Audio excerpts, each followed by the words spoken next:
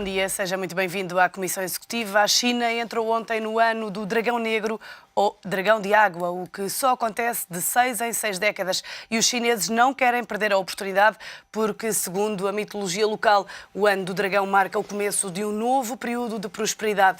Os chineses bem podem dizê-lo. Os chineses despertaram para o mundo ou será que foi o mundo que despertou para os chineses? Uma coisa é certa, a maior potência exportadora do mundo não para de crescer e Portugal não lhe fica nem lhe é indiferente. Os nossos convidados de hoje conhecem bem a realidade do país e vão ajudar-nos a perceber como é que a China está a conquistar o planeta. Em estúdio temos connosco Francisco Banha, gestor, Carlos Beja, foi diretor do turismo em Macau, Pedro Rebelo de Sousa, advogado, e António Capinha, foi responsável pelo canal de televisão e rádio de Macau entre 1986 e 1990. A todos agradeço a vossa presença nesta Comissão Executiva e começo por si, Carlos Beja. A China está a comprar a Europa? Bom dia aos convidados também. A China está numa estratégia de envolvimento da Europa, mas mais do que isso, está de facto a assumir posições importantes no mundo. Nos Estados Unidos, na Europa, na Austrália, na Rússia e em África. É preciso não esquecer que a China despertou neste século, no final do século XX, século XXI, para uma grande capacidade exportadora, onde matérias-primas e recursos energéticos são essenciais. E com o seu excedente, obviamente, da sua balança de pagamentos, vai conquistando importantes posições, sobretudo naquilo que lhes é mais preciso e fundamental. Matérias-primas, recursos, terra e água. Essas são as questões hoje que se colocam à China para manter o crescimento e para manter ocupada uma mão de obra que necessita para manter uma determinada paz social e níveis de crescimento que todos estamos a ver e a observar, sobretudo neste ano, no ano do dragão, que é de facto, na simbologia chinesa, o início de um grande ciclo de prosperidade. Os chineses acreditam verdadeiramente neste ciclo de vida através da sua mitologia. E seria interessante nós podermos observar o que se passa ou o que se passou este fim de semana na China. Talvez a maior migração do mundo nós podemos observar nestes dias do Ano Novo Chinês, onde centenas de milhões de chineses migram para as suas terras natais para festejar o Ano do Dragão com a sua família. É talvez o maior movimento conhecido no mundo migratório num tão curto espaço de tempo. António Capinha, mas mesmo para quem não acredita, está à vista, não é? É um facto que está à vista, a expansão da China pelo mundo. A China pode dizer-se que é a nova banqueira mundial, na sua opinião? Bom, é uma realidade que a China é o país do mundo onde existem maior número de reservas de moeda e de ouro e, portanto, tem um excedente de dinheiro que lhe dá, de facto, para encarar uma expansão. Agora, eu gostaria de salientar que, apesar da China, como também sendo o maior país exportador do mundo neste momento, a China naturalmente que se quererá expandir e isso é natural. Agora, no interior da China existem problemas, portanto, existem problemas também enfim, que têm a ver com o crescimento. Nós não nos podemos esquecer, por exemplo, que a China, até aos anos 2030, vão aparecer cerca de 500 milhões de chineses. E, portanto, há toda uma população interna que carece justamente de um crescimento e que carece justamente de uma expansão por parte da China para determinados mercados, para que a China possa responder aos desafios de futuro. Eu creio que a China, estou de acordo com o Dr. Carlos Beja, creio que a China estará interessada não apenas na Europa. Enfim, a Europa será uma espécie de um corredor de passagem para outros continentes onde a China tem provavelmente mais interesse em fazer sinergias, nomeadamente em África, nomeadamente a própria América do Sul. E Portugal é um país especialmente vocacionado para isso. Nós já fomos um império colonial, enfim, nós temos os descobrimentos, temos a língua, temos um relacionamento muito especial com determinados povos que falam língua portuguesa e, portanto, os chineses sabem disso e, portanto, seguramente que vão usar esse instrumento para chegarem um pouco mais longe e para fazerem investimentos no exterior. Pedro Rebelo de Sousa, a China pode vir a ditar as regras e a influenciar decisivamente as finanças do globo? Bom, isso é uma bola de cristal, não é? A gente não tem aqui a bola de cristal para chegar a essa Na sua conclusão. opinião. O que podemos dizer é o seguinte: nós estamos num contexto, aliás, recomendo a quem não tenha lido o Economist esta semana, bem muito a propósito, fala dos chamados capitalismos de Estado, que, portanto, não é novo que as expansões do Império Britânico, todos esses começaram com o capitalismo de Estado. Foram as chamadas as companhias das Índias, da East India, que tiveram na base, na gênese, depois do desenvolvimento de um projeto depois que se consolidou no setor privado. Ora, a China não é muito diferente disso. O que há capitalismos de Estado. Os BRICS, aliás, com exceção da África do Sul, são verdadeiros capitalismos de Estado, à sua maneira, o mais mitigado no caso do Brasil, onde o Estado representa cerca de 40%, mais pronunciado na China, onde representa praticamente 80% e muito por cento. E porquê é que isto quer dizer? Quer dizer que, primeiro, há diferenças entre os capitalismos de Estado desses países. Como é que o Estado está a desenvolver a sua atividade, chamamos de económica, nessa expansão. E no caso chinês é diferente do russo do brasileiro e tal. E depois tem a ver, declina naturalmente para a sua pergunta, que é, será que a China vai ter... Bem, hoje em dia os mercados financeiros olham para a China com muito interesse, a China tem peso, até por razões que já foram ali antecipadas, que é o ter recursos e, portanto, passar a ser um player. Se vir os IPOs, maiores IPOs do mundo nos últimos 5, 6 anos, um terço, ou pelo menos um quarto, é de empresas chinesas, o que é significativo.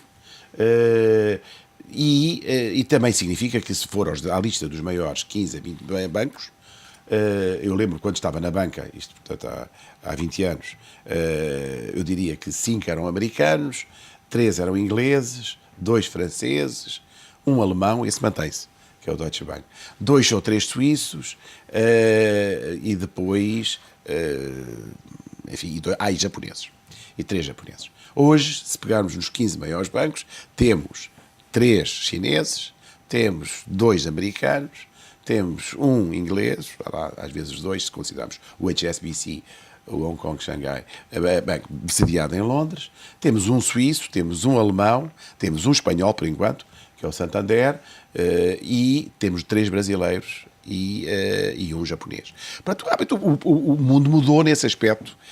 Agora, não podemos esquecer, primeiro, que o que é que está na gênese de toda esta lógica de capitalismo de Estado, que, no caso chinês, obedece a uma certa verticalização, em vez de, noutros casos, ser uma horizontalização, ou seja, portanto, no caso, o capitalismo, no fundo, tem como seu acionista o Estado, tem uma lógica de ser vertical, portanto, tudo obedece a um determinado tipo de controle por parte do poder político. E há uma interpenetração do poder político, o poder financeiro, não é? Não há uma pseudo-independência que noutros países é mais evidente, não é verdade? Até na própria Rússia. E isso acaba por ter um significado. O significado que me parece que é, vamos ver como é que isto tudo evolui.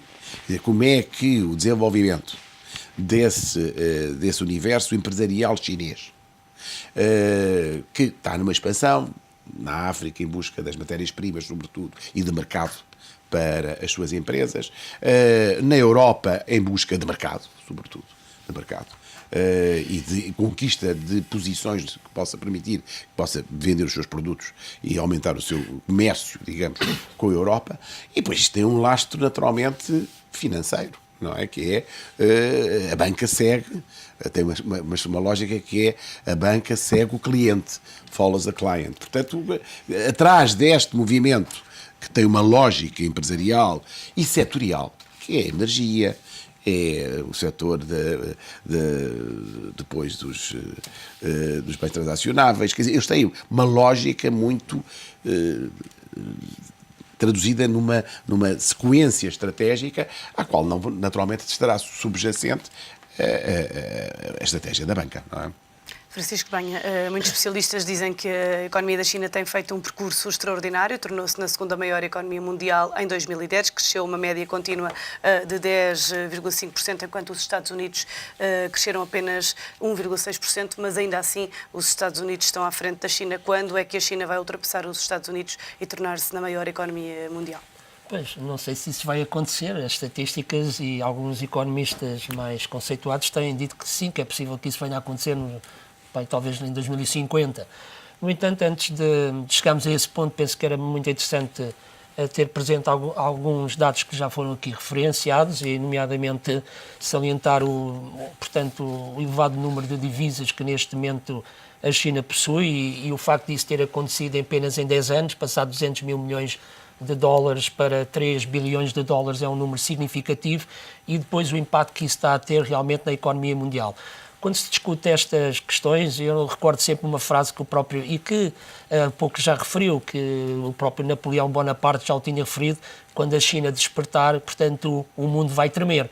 E, de facto, nas últimas 3 décadas, a crescer a uma taxa de média de 9,6%, é óbvio que os resultados desse crescimento vão naturalmente sentir-se. No entanto, é preciso referir que a China ainda tem muito a fazer, porque, apesar de tudo, apesar deste crescimento, não podemos esquecer que o produto interno bruto por capita na China é apenas de 5 mil dólares, ou seja, quase um quarto daquilo que é o nosso próprio produto interno bruto por capita em Portugal. E, portanto, ainda há aqui uma margem de progressão muito grande. No entanto, há aqui questões interessantes, nomeadamente há pouco também se falava da Europa e as consequências. Neste momento a China tem um excedente comercial com a Europa de qualquer coisa como 160 mil milhões de euros e com os Estados Unidos 180 mil milhões de euros, mas voltando ainda um pouco à questão se a China vai crescer, vai ter essa ascendência que referiu. Há ainda algumas dificuldades, porque pela primeira vez em 2011 o excedente comercial chinês, portanto, é de 2%, foi de 2%, quando em 2008, por exemplo, foi de 10%. Ou seja, começa já a haver também algumas dificuldades de manter este processo. E aí vão naturalmente, e aquilo que acabou de referir, a influência também dos próprios chineses em tentarem serem um pouco mais proativos ao nível do mercado, nomeadamente financeiro, intervindo mais noutros países, começa a sentir-se, porque, por exemplo, ainda há poucos dias o Ministério dos Negócios ou do Comércio chinês, o Ministério do Comércio chinês referia que nos últimos 10 anos os investimentos estrangeiros ou os investimentos chineses aumentou qualquer coisa como 10 vezes, passando de 6.900 milhões de dólares para qualquer coisa como 69 mil milhões de dólares. É um valor significativo e, no caso particular, só para também se ter uma ideia de onde eles estão a investir, 30% do investimento estrangeiro na Europa foi concentrado em 2011, veja só onde, na Espanha, em Portugal, na Grécia e na Itália, precisamente países onde há algum déficit de financiamento e algum déficit de capitais também para fazer face aos problemas que têm. O Francisco considera que a China está a aproveitar-se das situações precárias de Portugal, Grécia, Itália e Espanha para diversificar o seu portfólio de investimentos globais? Não sei se é uma questão de aproveitar. Nos negócios, os negócios são muito... Nos negócios fala-se mais pela cabeça do que pelo coração. E por isso a China, naturalmente, há oportunidades, mas não é só pelo facto de, para além de já ter comprado dívida pública destes países, também tem estado agora a comprar participações em setores estratégicos, como já foi referido, no caso concreto em Portugal, da energia, mas também, por exemplo, em Londres, comprou 8,7% da empresa que faz a distribuição da água em Londres, o que diz bem dos setores onde a China está a investir. Carlos Beja, ainda assim, apesar de tudo o que temos referido aqui, a China ainda é considerada uma economia emergente. Quando é que vai deixar de o ser, ou o que é que precisa de fazer a China para deixar de ser uma economia emergente? Nós, verdadeiramente, estamos a assistir a alterações muito substanciais no próprio panorama educacional da China. Nós surpreendemos muito quando, há meia dúzia de anos, o inglês foi obrigatório no nosso pré-escolar. Na China hoje é obrigatório o ensino do inglês a partir dos 4 anos. Portanto, a futura geração, a geração que daqui a 25, 30 anos ou mais, porque os chineses têm um sentido de longevidade muito diferente do ocidental, assumirem, digamos, responsabilidade, será uma geração muito bem preparada para dialogar de uma forma culturalmente mais bem preparada com o Ocidente. O Dr. Pedro Rebelo de Sousa referiu aqui uma coisa que me parece muito interessante, que é o ciclo da história. Vamos lá ver, hoje o capitalismo-Estado chinês, de alguma forma, reinventa aquilo que, no passado, as potências ocidentais fizeram à China. Portanto, nós não temos que nos surpreender com isso. O que o Dr. António Capinha dizia uma coisa muito interessante. Porquê Portugal? Porque, de facto, Portugal tem este espírito de feitoria. O que foi o que nós fizemos, enfim, da nossa história colonial. E em relação à China, esta vantagem do português e de falar português em países que são de facto importantes para a China, caso os países de língua portuguesa, aqui acresce que através de algumas participações ou da aquisição de algumas participações, a China entra nesses países onde poderia ter algumas dificuldades a entrar. É evidente que, por exemplo, no caso do Brasil, o Brasil não olha com bons olhos uma entrada maciça dos capitais chineses. Porque, enfim, nós podemos compreender, podemos determinar que daqui a uns anos também haverá um confronto do ponto de vista estratégico entre a China e o Brasil, que são duas grandes potências emergentes. E, portanto, através de algumas... É um forte concorrente. Exato. E através da aquisição de algumas participações estratégicas, não se entra à boa maneira chinesa, não se entra pela porta, entra-se pela janela. E, portanto, são sempre formas muito subtis. Agora, eu entendo que a China tem, e do ponto de vista interno, problemas, porque nós não podemos esquecer de que este excedente comercial que foi criado e que terminou um grande movimento do campo para a cidade na China, sobretudo em busca do chamado emprego industrial, determina para a manutenção desse clima não pode haver quebras nas exportações, porque a classe emergente da China e o nível de consumo da China é muito baixo. E, portanto, a China, digamos, está num abraço de urso com os Estados Unidos e com a Europa, que são os seus principais mercados de consumo. E para manter uma determinada paz social, um determinado nível, e para não ter problemas de empurrar para o campo aqueles que vieram do campo para a cidade, e estamos a falar em muitas centenas de milhões de chineses, há que manter um nível alto de comércio internacional, sobretudo com os Estados Unidos e com a Europa. E para isso, a China precisa de tomar posições dentro desses próprios países para que o comércio e o excedente comercial se mantenha, porque essa é a grande vantagem para a China, que é para não ter também os seus problemas internos. Isto é, mantém um excedente comercial e, de alguma maneira, controla alguns problemas internos que podia ter por um decréscimo acentuado do seu nível exportador.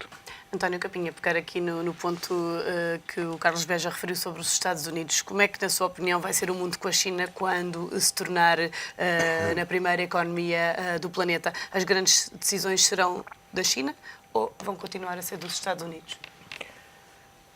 Há uma coisa que eu penso que manifestamente é difícil ver algumas dúvidas nisso, é que não tenho a menor dúvida que futuramente, dentro de algumas décadas, a China será a primeira potência mundial. Sê-lo-á porque se tem vindo a preparar para isso há muito tempo, desde o início da era de Deng Xiaoping, que houve uma modernização da agricultura, houve uma industrialização, quando na Europa e os Estados Unidos estavam a finalizar o processo de industrialização, estava a China a começá-lo, ou estava a China a iniciar esse processo de industrialização. Isso avançou de uma maneira muito rápida e muito inteligente. A China não cometeu os erros da antiga União Soviética, que se desmembrou, portanto, deixando cair toda a construção industrial que tinha feito. Pelo contrário, absorveu aquilo que o Dr. Pedro Rebelo de Sousa chama o capitalismo de Estado, fê-lo através de um partido que é um partido que, portanto, domina as Forças Armadas, domina a parte política e domina o governo, não é? Controla, portanto, estas três componentes. A China tem um exército de 3 milhões de homens preparados e 2 milhões de reservistas. Isso é, enfim, hoje em dia é simbólico, mas é importante. E, portanto, está a preparar um programa espacial que prevê a colocação de uma estação, portanto, interplanetária e prevê a colocação de um homem na Lua e, portanto, eu não tenho a mínima dúvida de que a China um dia será necessariamente enfim, a primeira potência mundial. Depois temos aqui fatores importantes que são o seguinte: nos últimos anos, nas últimas décadas, para além daquilo que foi o crescimento da China, de cerca de entre 8% e 9% nos últimos 30 anos, o Ocidente, quando digo o Ocidente, digo os Estados Unidos e a Europa, numa política de globalização e numa política de consumo, colocaram uma parte importante do setor industrial em países emergentes, nomeadamente na China. E isso deu algumas vantagens à China, não é? Não quer dizer que isso seja negativo ou positivo, é assim a vida e, portanto, as coisas acontecem dessa maneira, mas o que é certo é que hoje, nós, para termos os produtos mais baratos, muitas das fábricas estão colocadas na China para que nós possamos ter esses produtos mais baratos e possamos ter uma economia de consumo, não é?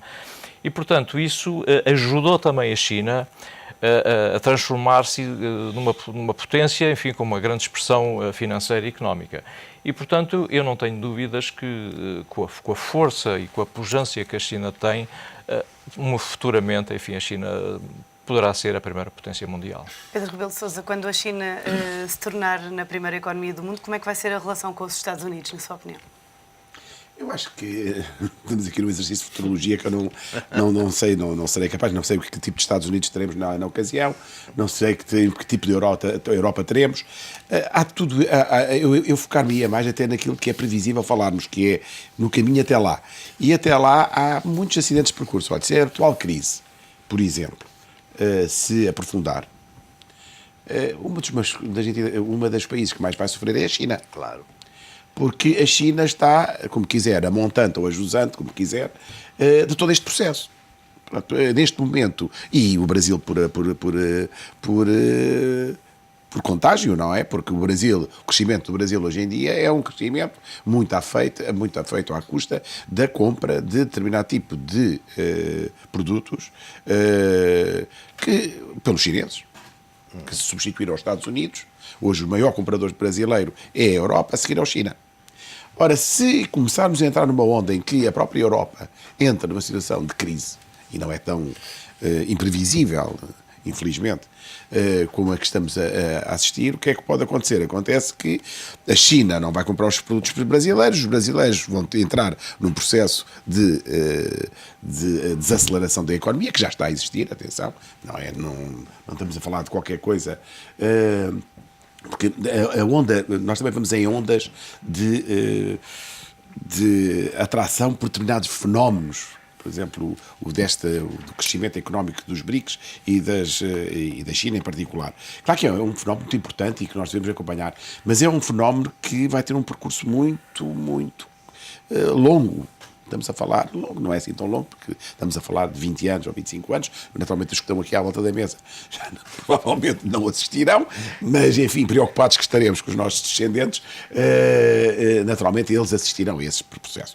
E portanto, o que eu fazer futurologia do que é que vai acontecer quando a China for uma potência dominante, ou pelo menos a mais importante, e eu diria várias coisas. Primeiro é preciso que realmente a realidade socioeconómica chinesa mude profundamente.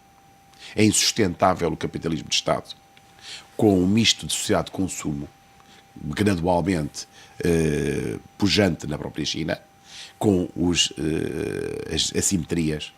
Porque o que acontece na China, como sabem, estes senhores são especialistas, eu tenho ido muito à China, mas nunca lá me vivi, estes senhores viveram, é muito simples. Quer dizer, cada vez que é preciso manipular os preços das coisas, bem, eu não sei quantos chineses do interior, não é verdade, e não há lei laboral. Quer dizer, há aqui também uma mudança de paradigma do mundo ocidental. Estamos dispostos a continuar a deixar crescer uma potência à custa de violação dos direitos do homem, que é isso que acontece na China. Uma ditadura. Nós somos andamos a tirar as ditaduras todas do Médio Oriente, não é? São horríveis aqueles ditadores. Os chineses não são bestiais. São ditadores muito inteligentes. Essa é ditadores uma- são menos ofensivos e tal. Estão mais há ditaduras de primeira, segunda, terceira. Quer dizer, eu tenho dificuldade, sendo uma pessoa que acredita na democracia, tenho uma dificuldade de gradualizar as ditaduras quando tenho necessidade delas e quando não tenho necessidade delas. Essa foi uma das questões levantadas quando a China comprou aquela percentagem que o Estado tinha na EDP. Bom, mas isso aí, já lá vamos. Se quiser discutir isso, também discutirei com muito prazer. Agora, eu acho é que não podemos ter dois pesos e duas medidas. Ou temos um pragmatismo, que é nós lidamos com os países como lidamos. E pronto, e não nos intrometemos na política interna desse país. O país faz a sua política interna. É claro que o mundo ocidental está a perceber que a política interna desse país faz com que esse país consiga comprar a dívida externa dos outros países, não é verdade? Criar uma reserva brutal de recursos, subverter e fazer dumping de preço, contrafação de tudo o que é produto, seja de luxo ou seja não de luxo. Quer dizer, vamos continuar a ter isso. Tenho grande dificuldade em acreditar que a Europa, uma senhora gorda, velhota, cheia de problemas, de menopausa, e portanto tem que resolver esses problemas, não é verdade? Mas é que agora a medicina está muito adiantada e, portanto, é capaz de resolver. Mas é uma senhora gorda, não estou-me a referir à Merkel, que acho que não sei se já está nessa fase. Feitio está, mas não sei se está. Não sei bem a idade dela. Mas quer dizer, o problema é este. Não sei se a Europa e os Estados Unidos vão continuar a deixar engordar a porca, com todo o respeito que tenho pelo processo chinês. Atenção, acho que o processo chinês é fascinante e se o regime souber fazer evoluir esse capitalismo de Estado, evidente, para um capitalismo gradual em que até pode ser que se crie um modelo virtuoso. Atenção, uma vez que há uma falência dos modelos tradicionais, como se viu, não é? Andámos aqui para o capitalismo, o socialismo, pois pode ser que de repente dali nasça algo que nós não conhecemos, temos sempre dúvidas, não é? Quando atravessamos ali o Rubicão dos 50 anos, a gente começa a ter mais dúvidas que certezas e, portanto, temos muitas dúvidas que se vai inventar algo de novo ao Oriente. Mas eu desejo intimamente que haja uma evolução, porque tal como está é uma receita de desastre, porque nem os Estados Unidos são parvos, nem até agora andamos todos a fazer este jogo, é como monopólio. Lembram-se quando a gente brigava ao monopólio?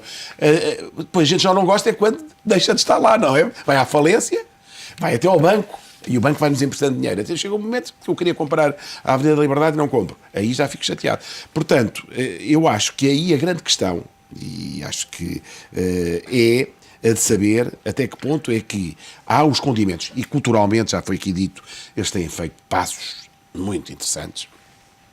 Eles têm um sistema educacional que está a ser alterado. Mesmo do ponto de vista social, as empresas privadas, ou proto-privadas, assim, já têm algum tipo de preocupações. A lógica de utilizar Hong Kong e até de utilizar Macau, nós é que aí a culpa é mais nossa do que deles. Isto é como a Espanha, não é? A gente queixa-se sempre da nossa relação com a Espanha.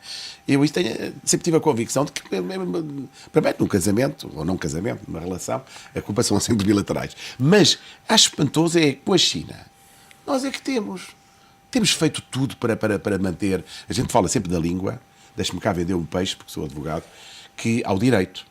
O que subsiste em Macau, para além de os chineses quererem usar Macau para o mundo de língua portuguesa, os chineses, não somos nós, os chineses, de quererem achar que Macau pode ser uma plataforma e tal, temos o direito. E devo-lhe dizer uma coisa, quer antes, quer no passado, quer agora, fizemos muito pouco. Muito pouco. Muito pouco para manter, para além da língua, que já não é pacífica com o acordo ortográfico, como sabemos, mas enfim, ultrapassemos isso e com o Instituto Camões sem recursos e sem uma política de coordenação com os outros países de língua portuguesa, mas que se quererão, o direito é fundamental. Já me estendi, peço desculpa, mas fui-me entusiasmando para chegar a vender o meu peixe. Já continuamos a conversar, fazemos agora uma curta pausa neste Comissão Executiva, voltamos já de seguida, volte connosco até já.